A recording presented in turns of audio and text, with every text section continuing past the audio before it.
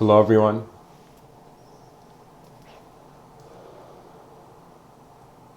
Animating reality into imagination.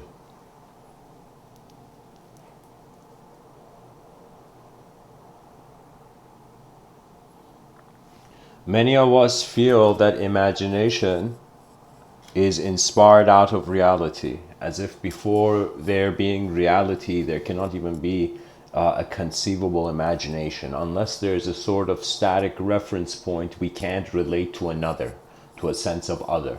So, in some sense, first there needed to be something, then there needed to be something else. Do you see? However, I have noticed that the intelligence of the human being does not allow it just to get inspired by external reality and move into the internal. For example, seeing a beautiful sunset and wanting to paint one. But in some sense, you can, how would I say it? Like, once you become content and comfortable in the acknowledgement of your subjective realm, then you can start having a relationship with your own intelligence. Imagination,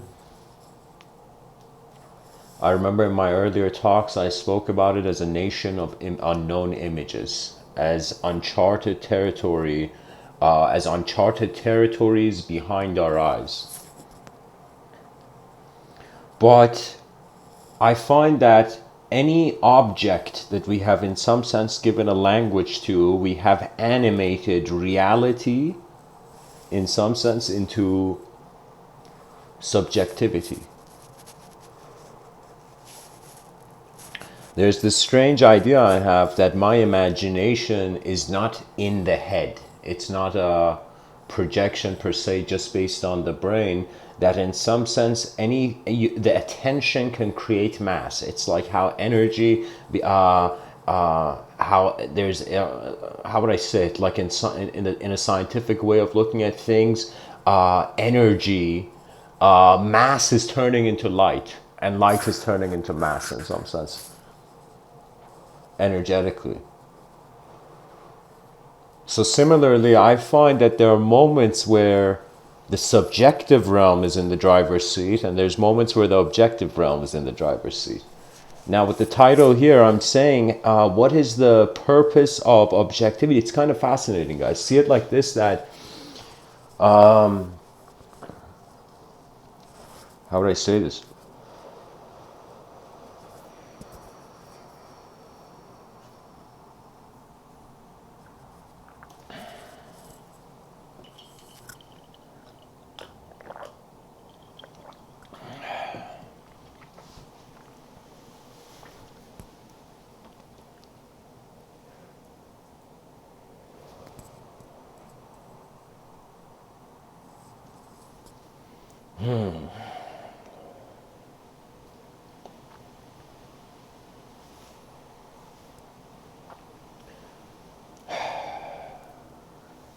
To be honest, the title is a bit vague. I should have said animating objective reality into subjective imagination. I might add that later, or maybe you've just heard it now and the context is settled.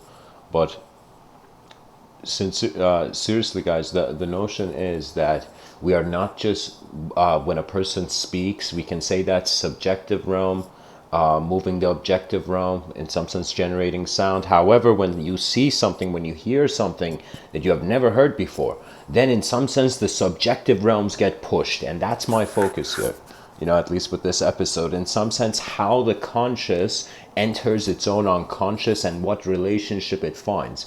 I find our intelligence is so incredible that it has a sort of scouting intelligence that I don't know how to say this, but it's like, think of it this way: before science, the design was explorative. In some sense, the creature opened its eyes, and in some sense, it would go through various fields, attaining various experiences, and then recalibrating its at least subjective approach to the world. Our civilization is becoming technological, and there's a danger.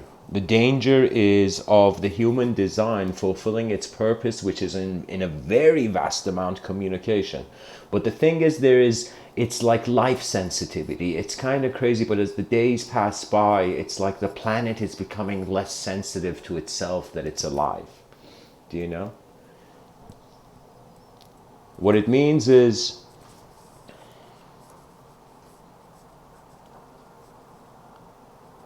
imagine like rabbits. Imagine somebody who owns a rabbit. I don't own a rabbit, but I'm saying imagine imagine somebody who owns like a bunch of rabbits, and those rabbits start creating their own civilization, and then they evolve and start creating their own educational systems and systems of government. But on some level, the owner of that rabbit is looking at it, it's like it's still the same cute rabbit, you know. So similarly, we have still a natural origin, and the more we go into environments that are unfamiliar, we will make it familiar, but it will come with the sacrifice of the acceptance of the voice of the environment over one's own natural voice. I think when the person is younger, they seek perfection. I think that's healthy. I think the healthy mind should attempt to outdo itself. But I find that after some point in life, it's not just about finding something new. It's not about just finding your truth. It's about the maintenance of a life that you trust both internally and externally. Okay, what does that mean? That means the contents of your objective realm. Where are you existing right now? Where are you? What room are you in? If they put you on another part of this earth, would you still have contentment with the objective realm? If they put you on the edge of a volcano, would you in some sense have the same contentment, the same comfort as you're sitting? So if there is various oscillations, you know, in regards to, it's like if the emotions are steering, like, let me tell you, this is insane. It's like you can say thoughts, how would I say it? An object has turned into a subject, where now the subject moves the object, only for the subject to realize that it was never the object and it was not the subject, that there is a very deep sort of unconscious fields that influence every person. What that means is we're not in one room. Even though objective existence is here, and even though I've started talking about the language threshold and the subjective realm, the reason I started talking about it because I noticed everybody, many philosophers had missed it. Many people could not point to language. Let me tell you why. Because their life's work was in it. The only way I can speak about certain things comfortably is because it's like the pilots have already come and landed those flights, landed those designs in the collective conscious of the species, you know.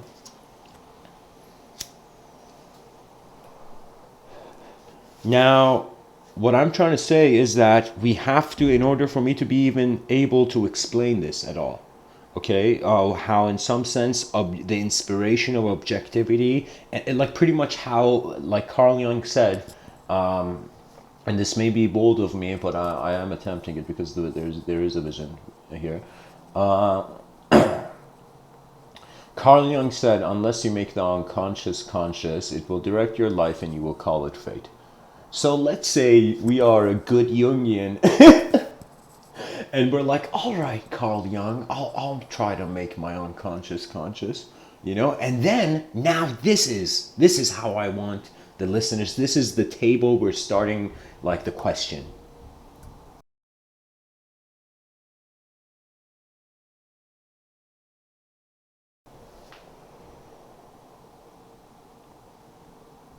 Now, consciousness exists in its own domain if the free will does not feel it can move, it does not conceive. What that means is if you feel something is not going to be valued that you do, most people won't do it unless they have a strong inner value, unless the external world has become in some sense they have understood manifestations, direction, velocity. Like what I mean by that is that nature, it's playful. This is kind of a strange thing, but I've had this since childhood, where inanimate objects, even phenomena, every, like, how can I tell you, the elements, like like how can I tell you, I my mind has managed to see the same adoration I see in various profound archetypes here. What that means is the mind becomes multi-leveled, and it becomes comfortable with its multi-leveled approach. Let me see. I feel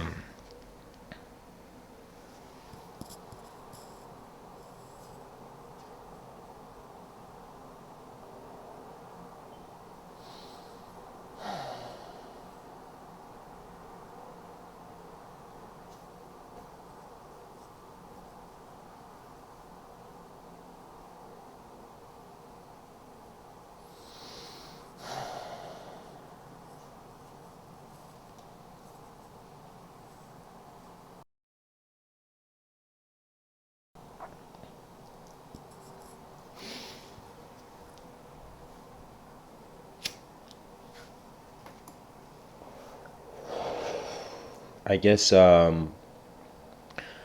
have no choice but to share a personal way I've experienced this. I notice I can move my body. I notice I can move my body instantly. I notice that the instant my physical body moves, if I want to grab an object, if I want to move somewhere, there is an instantaneous expression. There's literally no subjective resistance. But then I realize if I want to move a building, if I want to move like various things, if I want to do things on a more complicated stage, then eventually I thought about the more resistance coming. So one has to understand that in any sort of exploration, as reality becomes more complex, there is more of a percentage that the person will resist, because there's more options to resist. It's as if before language nobody could doubt language, you know. So we have to acknowledge the birth of technologies, not in just our external space as human beings, but in our internal space. And Mr. Within is saying language is a technology. So the way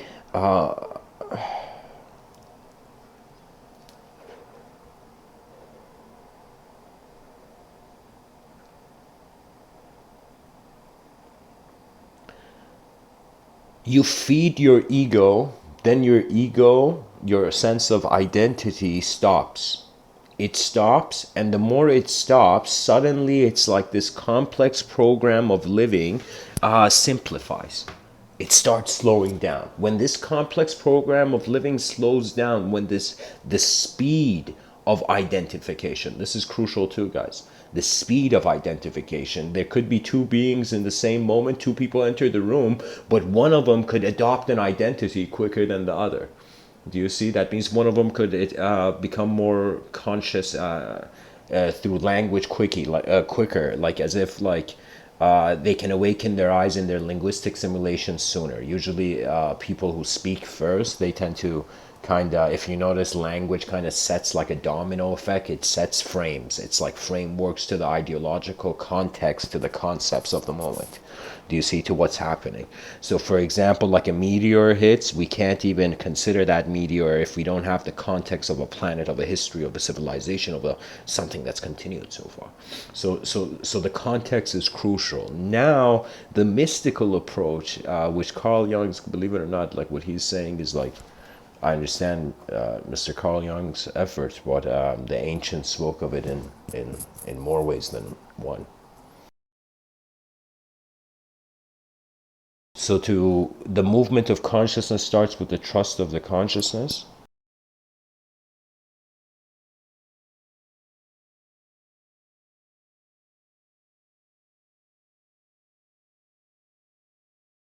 Most people think it's most people are looking for an Iron Man suit of ideological truth. But what it is you let go. When you let go, you stop wanting to grab things. When you stop wanting to grab things, the nature of the mind simplifies and changes. After you stop wanting certain things for a certain time, then you wonder, then what is it that I really want? And then you will notice the movement of intelligence. So the whole thing is that man has put a box over his head, and really, realistically, no one can move this box because nobody has your eyes and nobody can see the problems and the limitations of your realm. That means, yes, you like 50% of your existence as a being. Yes, it's objective. You're a member of a civilization. You're welcomed here. And of course, you got to run to advance the civilization, you know?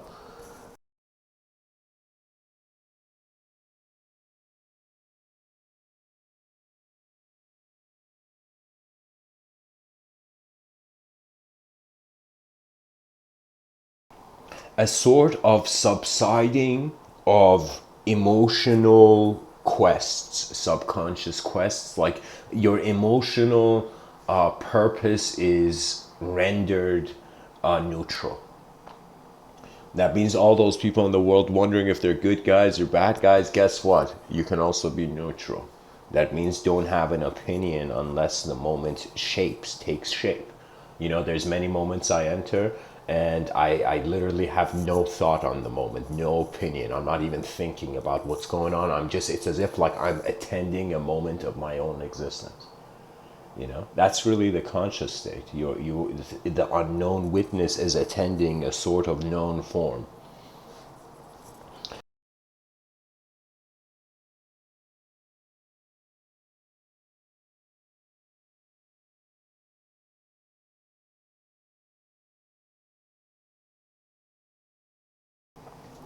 A sort of simplistic honesty, I don't know how to say it, that makes you become life sensitive.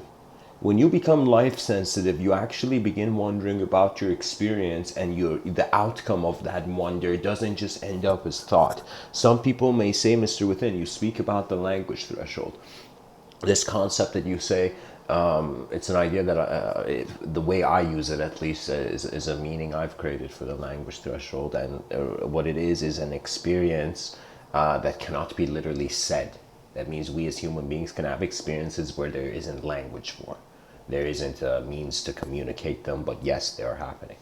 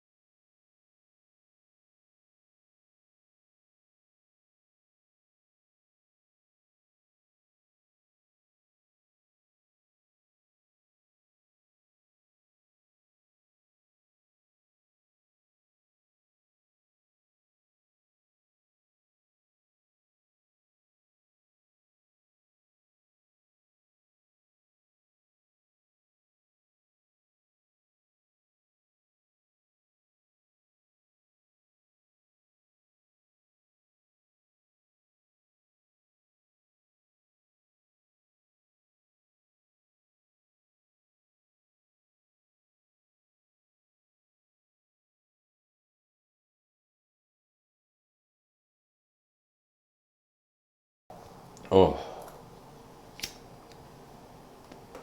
sorry guys, I made the mistake of muting this on, and I just kept on talking, and I was talking about something incredible, which there it's like lost in time now. So, oh man, it was so good.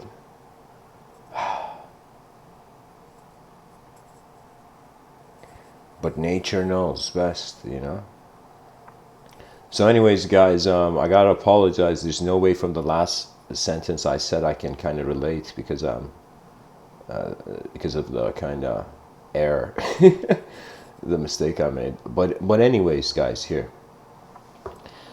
I was talking about my own attempt at trying to, as Carl Jung says, about that you need to kind of make the unconscious conscious, okay?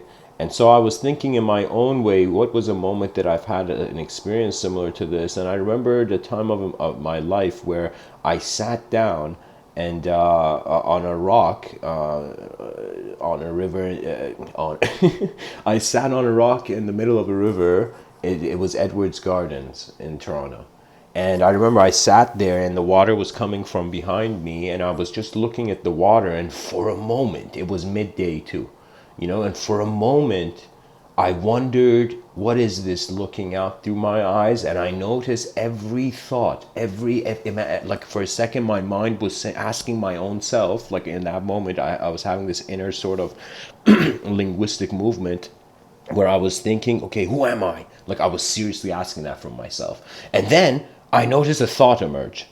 And then I asked myself that again, who am I? And then I realized another. And then I realized, oh my God, it's just the emergence of imagery in the subjective realm. We're like antennas picking up so much imagery, and then we think all of it is from us.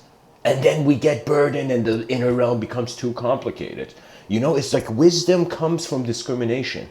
Discrimination comes from a sort of attention prior to discernment. So what does that mean? I remember even speaking about it in the talk before, vision before decision. So what it is a sensitivity to the attention and realizing how can you define that light of a candle, the temporary light of a candle. What can you do with it, right?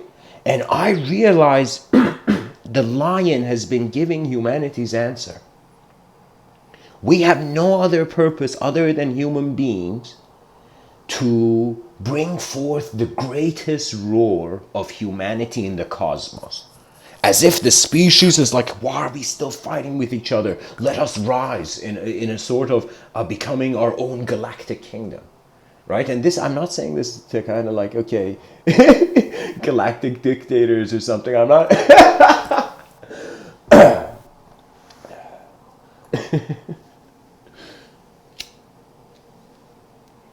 I'm simply saying that if the species was getting ready for its greatest effort, how would it look like?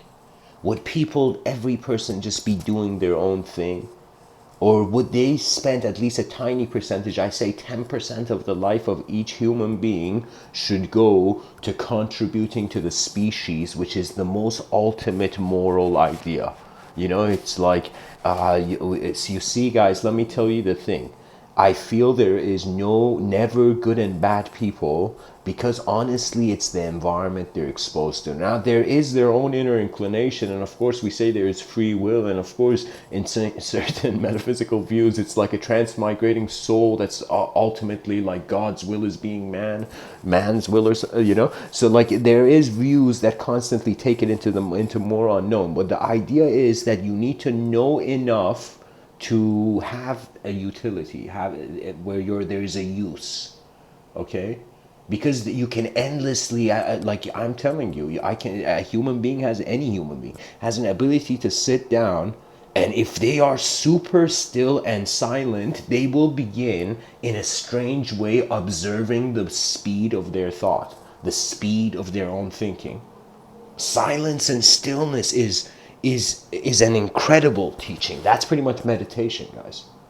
And it's not to renounce, it's not to escape the bad so we go into a good, like a better position. Never escape the world. That's the thing. The thing about truth is that you don't need to find truth. It has to do with self acknowledgement. But now that self acknowledgement is actually self awareness. And that awareness and that self, suddenly the person like Rene Descartes' mind body dualism is suddenly noticing. Just like I was on that rock, I noticed suddenly that I could answer that question, who am I, in endless ways, till I could answer who am I ad infinitum. Do you know? But then I noticed that it's not the subjectivity, because it comes and goes.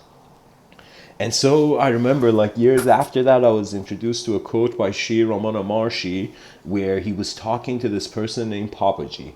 Now you have to consider that Sri Ramana Maharshi, this man was a very kind of liberated, silent yogi who lived on this mountain, and the whole mountain was the archetype of the guru for him. Do you know? And so Shri Ramana Maharshi is walking on this mountain, and Papaji is like, the Papaji is telling the story, but it's a younger version of him, and he's there in the story, and he's just suddenly dancing. And so Shri Ramana Maharshi comes to Papaji and is like, "Hey kid, what are you doing?"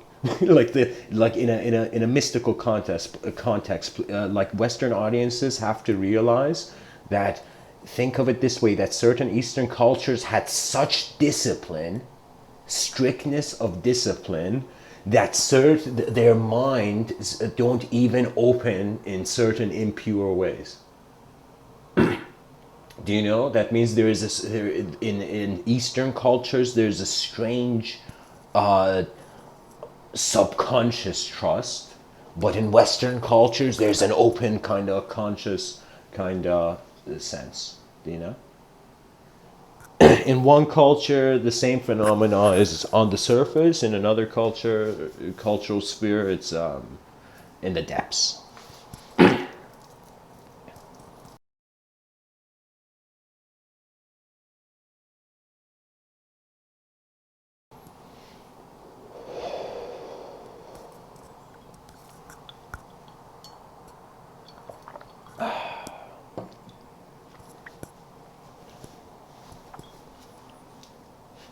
It's a strange thing realizing you're not just a creature of thought. For if you were your thoughts, that means you have been endless versions of yourself till now.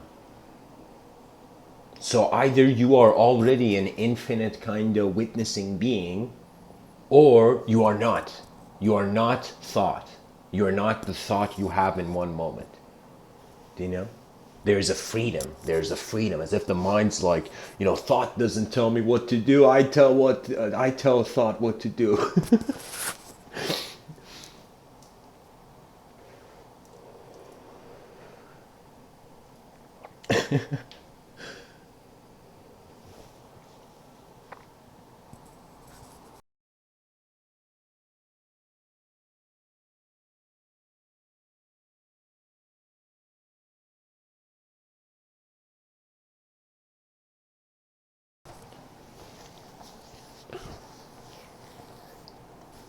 There's a Zen saying,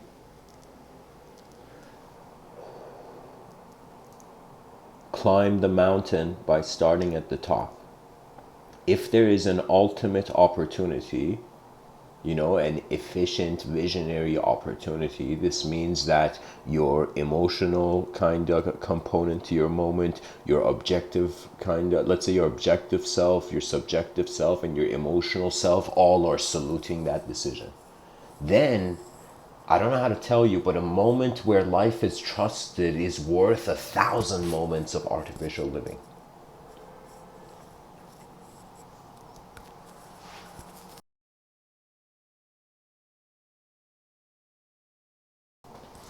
I talk about the war of language.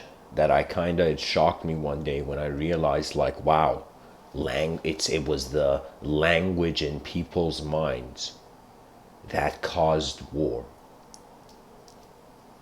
And it wasn't just the language, because language ultimately is a various it's a landscape of vision values, I call it, values of vision. Do you know that means it's like, think as if you're in a cave and every part of the door of the cave or the opening of this cave that's blocked that suddenly opens up. It's as if there is more animative force. When something has a real significance for the person, it moves their whole being. If something is not serious, this is why I'm saying the most important thing in all business relationships is you got to notice one thing with people. Does the human being care for how their mind is creating their partner? Do you see? Sometimes you can't treat people as just the ideas you have of them.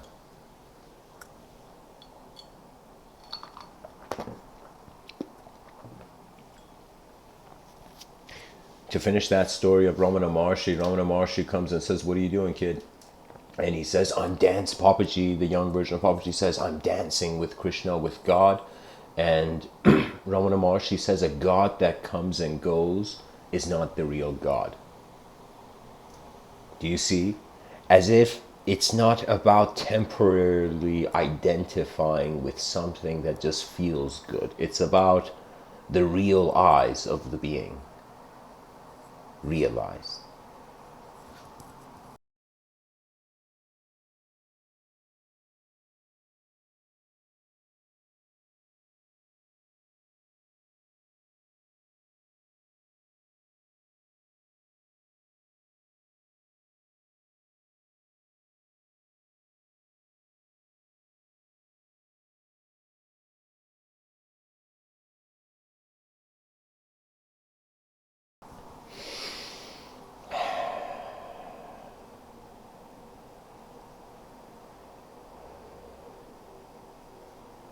I don't know. I think without trust, there's no creative space. I think every person on the planet who thinks they're not creative, they just don't trust their mind.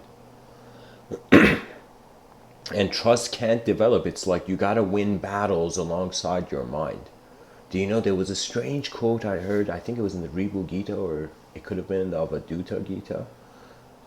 It was as if like the realized being treats himself like another. And I was like, okay, is this on the same intensity level as like treat your neighbor,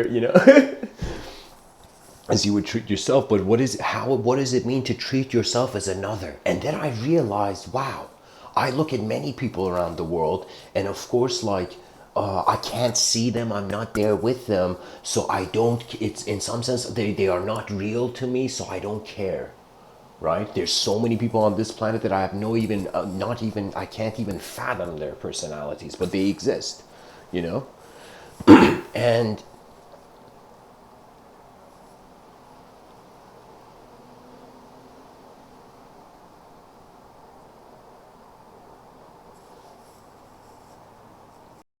when simplicity in the presence of your attention is felt,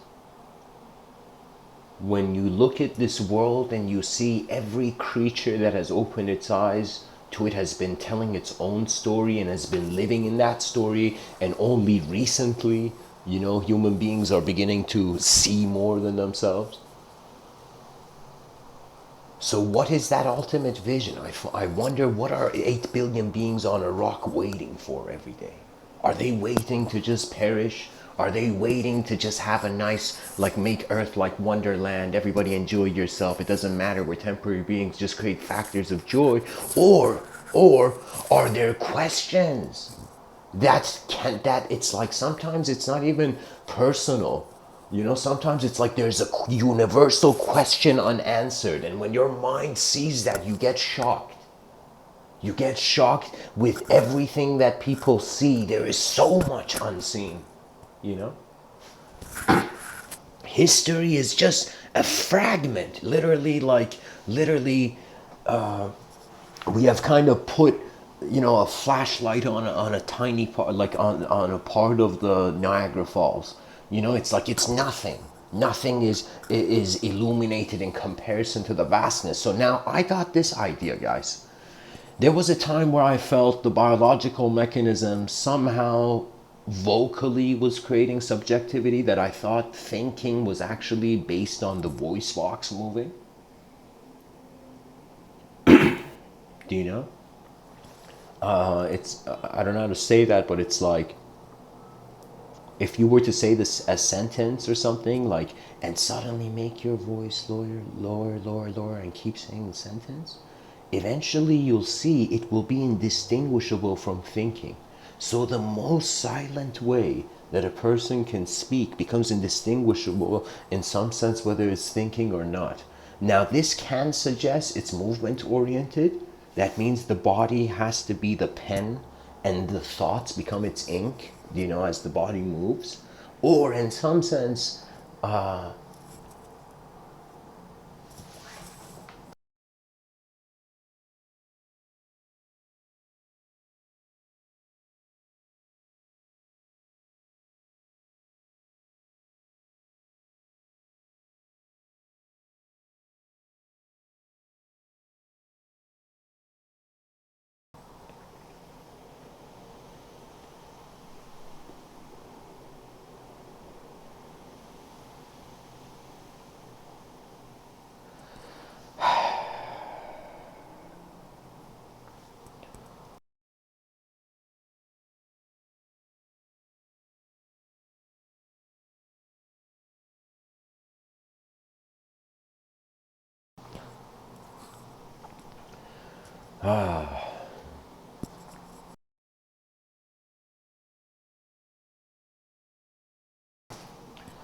I find the sensitivity of noticing thought, noticing speech. It's like before we bring into any person, before ever getting excited about spirituality or magic or esotericism or whatever, you know, you have to study the relationship of your attention with language in the moment.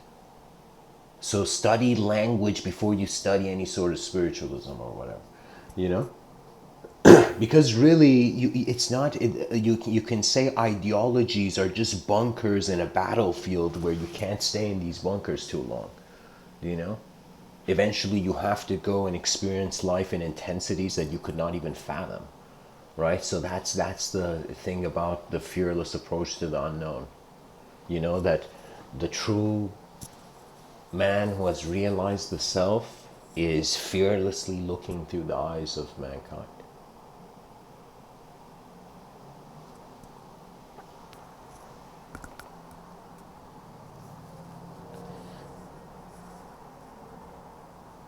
I find that certain philosophers, even many philosophers that I respect, all of them kind of say that, how can I say it? It's like stretching from Manly P. Hall to Alan Watts to Terence McKenna.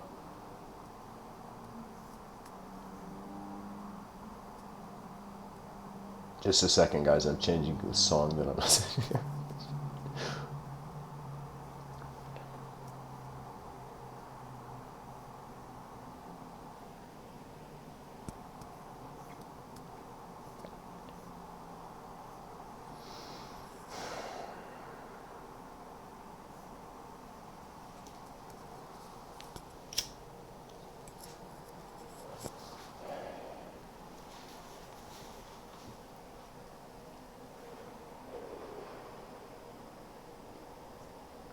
What I realized on that rock on the middle of the river is that whatever I think, there is more unknown phenomena in the cosmos. This immediately made me comfortable with knowledge, made me realize that even though man is positioned in an objectively conditional way, but there is this somehow mystery of nature where the eyes that are open, it's as if the creature sleeps, wakes up, and then there is an animate intelligence to call itself a self, right? So for me, I call this the return to the divine surrealism, right? The divine surrealism is like, the reason it's surreal is because it is, as it is reverse engineering back into the source, it is answering all psychological questions.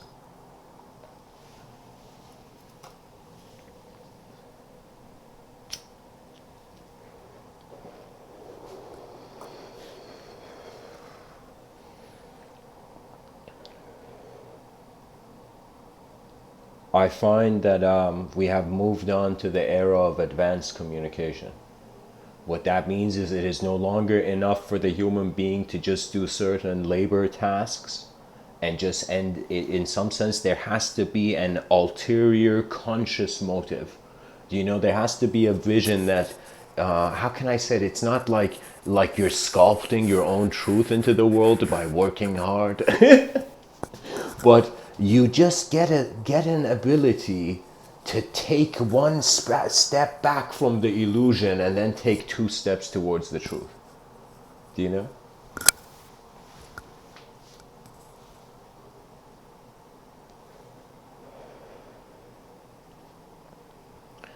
There's a story of this man who saw this enlightened guru, and he was like, he had lived enough of a life to kind of, his life was well, like he had lived a good life, and now he was wondering what else is there. Do you know? And so he goes to this kind of enlightened guru who's meditating in the morning beside like a cow field or something, you know. And he says, he goes to the guru and he's like, sir,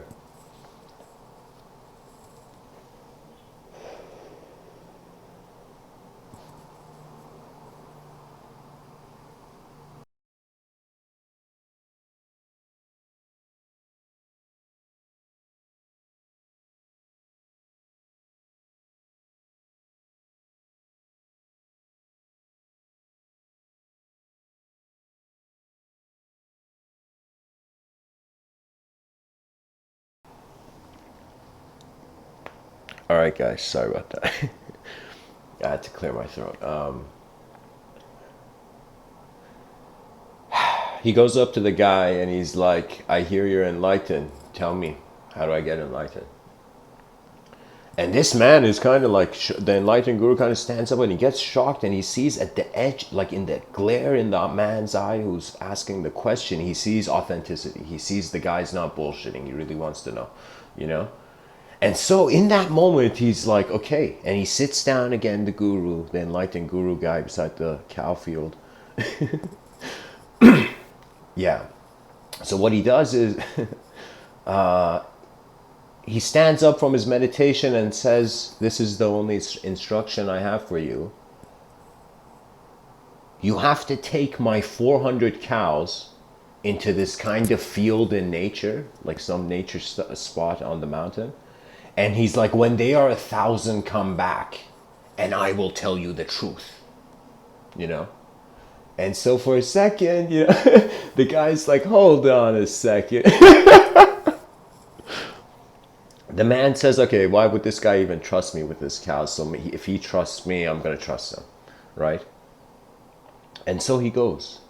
He takes the cows. I don't know how he takes 400 cows to follow him. Like, I don't know how. That seems a complex task, you know? To maneuver 400 cows, you know? Okay, anyways, let's entertain the story. So the guy kind of takes these 400 cows to the forest, and he sits on a rock, and every day, like, is passing by, the cows graze. A wolf comes, he throws a stick at it, the wolf leaves, you know, just casual living, you know.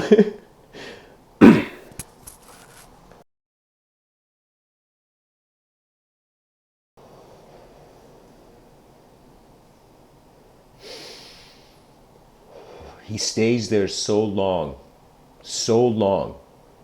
just looking at the world and environment around him, that he forgets. He forgets why he's there. And it's like the moment is just pure bliss for him, you know? It's like for a second, it's like getting lost in an activity where it's not your responsibility subconsciously, you know?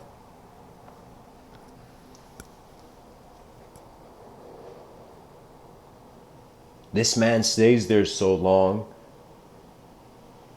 that one day, one of the cows comes up to him. The cow comes up to him and says, hey man, we're 1,000, let's go. And he is in such a state of just being with life That he goes with the cow. He's like, all right, cow, I'll come with you. And so he suddenly realizes that he has forgotten the way. And then it's like the story says, the wind and the birds come and lead him, you know? Nature guides his mind. He's no longer living the life of a character in a story in a biological kind of body.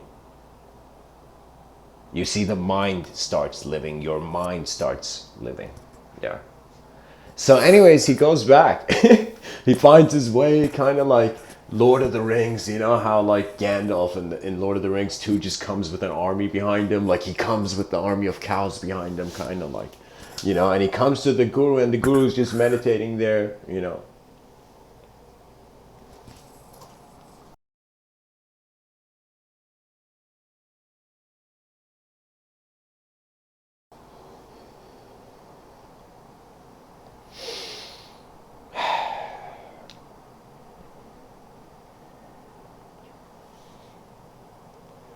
And he says the cows just go in the cow field automatically. Like Indian cows are like super enlightened guys, you know. So I mean, seriously, they're incredibly conscious animals. When I was in Rishikesh, I was shocked. It's as if an animal's mind has the capacity to rhythmically abide, like human archetypes brush off on animals. You know. So, anyways, he says, "Here are your cows. Tell me, I'm ready." He remembers everything, and he says, "Tell me." And the man looks at him for a second, and he sees deep in the glare of his eyes, the man knows. He knows. And so, like, he looks at the guy and he's like, you already know it, man, you know? And really what it is a lack of resistance to subjective phenomena constantly having it to have a certain geometric accuracy. You give freedom to your thoughts. Do you know? That means when I give these talks, it's like I'm not, how can I tell you? It's kind of strange, but I don't impose. And it's like then the rhythm flows. I don't know how to say it. It's something like that. So anyways, guys, there is also another story I have to share because it's like one of the only stories about this I can share. Pretty much three friends, they go to this forest and they suddenly see above the trees there is what do you call it? A flagpole, you know? They see a flag. And one of the kids turns around and says to the other friend, he's like, yo, it's the flag that's moving. And the other one's like, no, man, it's the wind that's moving. And so they're both kind of debating it. That means both their realities have reached a sort of paradoxical link, do you know, of the same phenomenon. So now they're both wondering. And then after a while, the third friend says, hey guys, it's the mind that's moving, you know? That's that's the point, guys. You are what you are already being.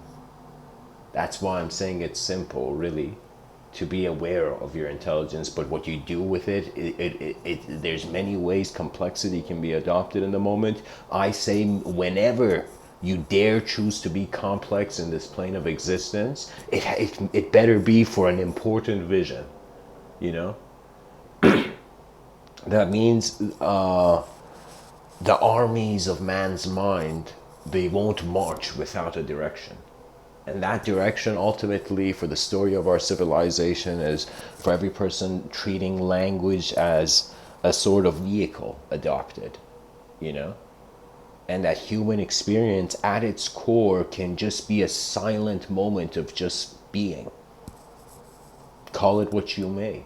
Just like how we sculpt clay from an ever-present kind of unknown observance, it's sculpting all of knowledge, are we not? It's as if matter's like, look at me, everybody, I'm here. And then space is like, yo, I'm here too. You know, space is, your sight is not existing. Think of it this way. In ancient times, they saw space as an element So they saw sight was existing in the elementals, like in ether. So the person had a body of ether. What that means is they were sight and emptiness. They could be that, you know. So thanks for listening, guys. I apologize for the turbulence, if any, but the most important thing is, I think, is it's not motivation. We don't have time to motivate people, you know. There's no time to, it's kind of like on a battlefield, even the teacher in the school has to go think of a medieval village, like, or whatever, like, so somewhere where there was a teacher or something, you know. That teacher's like, oh my god, the village is under attack, so guess what, like, there's no class today, kids, and the teacher just grabs a sword and runs to the battlefield, you know.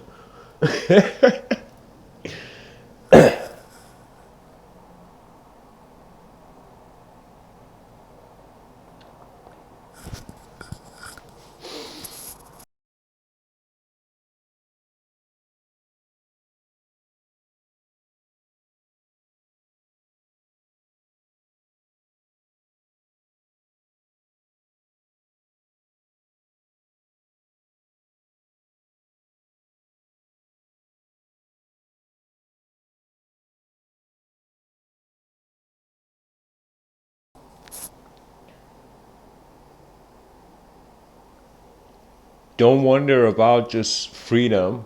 Wonder about what you will do after you get it. Be 3 steps ahead of your mind and your subconscious, you'll suddenly appear in your conscious mind. In accordance to the archetype, every sense of identity in the moment. I mean, of course, we have to honor the biological being. I find just like how there is a source of sense of royalty in nature. Do you see? Some people may analyze it as psychology of kind of like beta alpha, kind of like, you know, hyena lion mindset, like whatever. But I'm saying that it's like on some level there was a value every creature in that space held in common. Any value you hold in common becomes a language. It becomes a bridge of communication.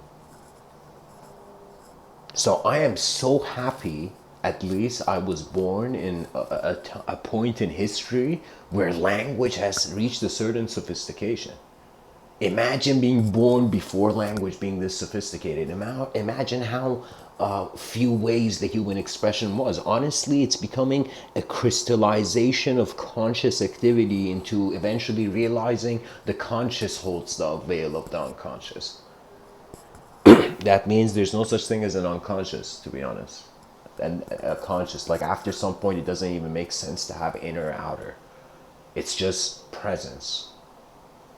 And I don't know how to say it, but it's like sometimes it's okay to slow hand clap for how it's all here.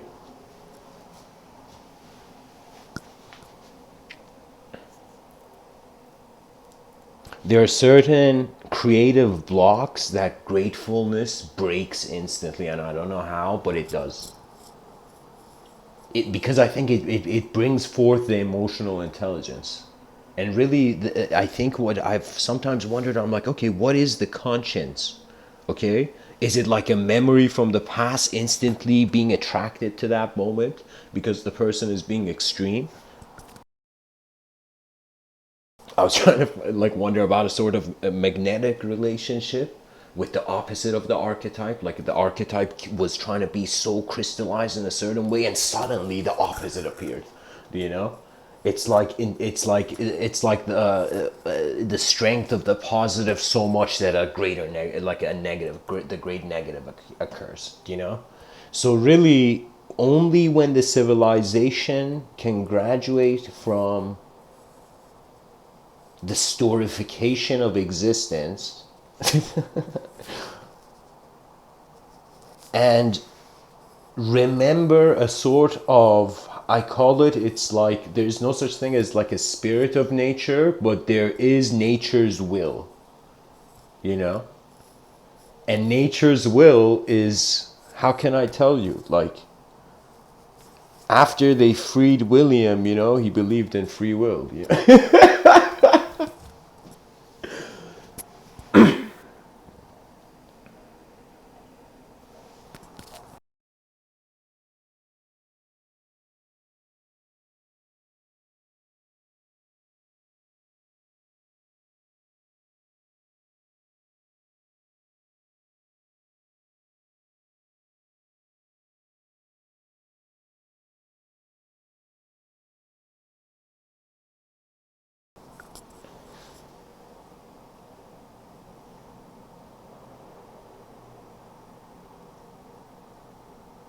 When you realize attention is you, and you is a subjective reflection, and how in every environment you go, you know, you can't even say I don't know what the hell psychologists are doing, because a lot of persons' psychology is how they are in what kind of environment they are. Do you know? That means pretty much, I think the most work that psychology, modern psychology, has to do has to point the human being to becoming conscious of what kind of environment it's existing in, and what kind of sort of subjective relationship it has with these environments, you know? And so really what knowledge is literally, it's mining, guys. Knowledge is like Minecraft, and I've heard that, I've seen videos of this game, but what it is it's like, it's cubic. So what I'm saying is it's literally blocks of revelation. Okay, now this, I'm taking this game metaphor too far, you know. Something about language is creativity, is that it's evocational. Any person who has writer's block, the only way to get rid of it is to wonder about what's important for you, and instantly the block will go away. Because there is always, there's, I call it the principle, every person has this, like a principle universal philosophy, and what that means is their whole subjective intelligence is on an axis of value. So imagine like your morality, your conscience, everything that's in dualistic, do you know, is like an axis in the moment. Like how the earth has a sort of axis with a tilt. So imagine now every environment you go to, this dualistic axis kind of changes. Do you know?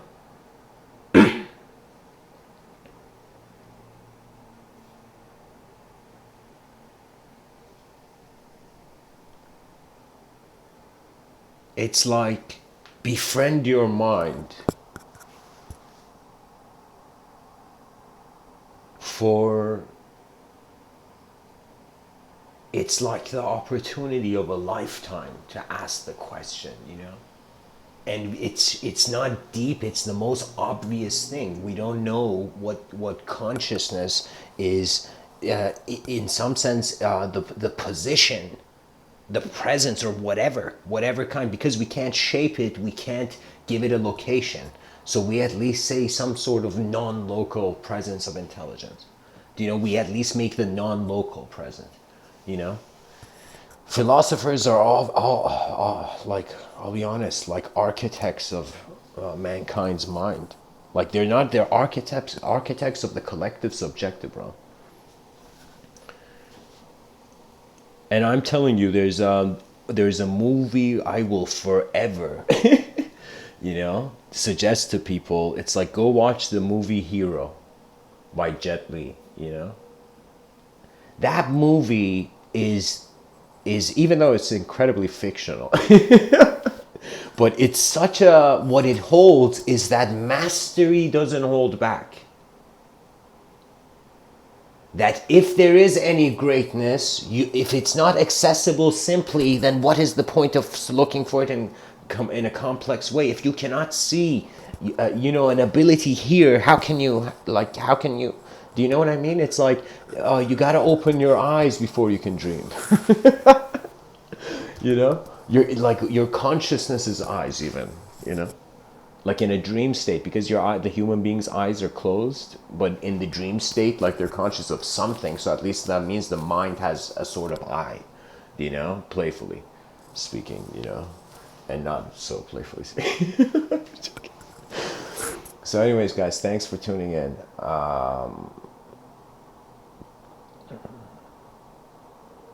wonder, honestly wonder, and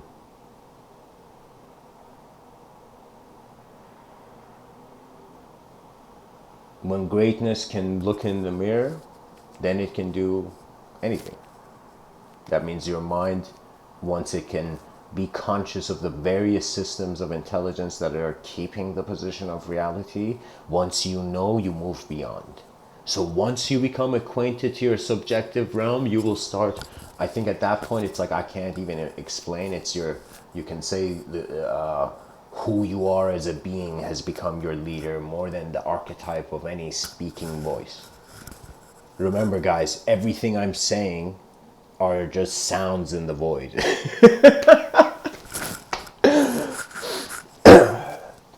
You know?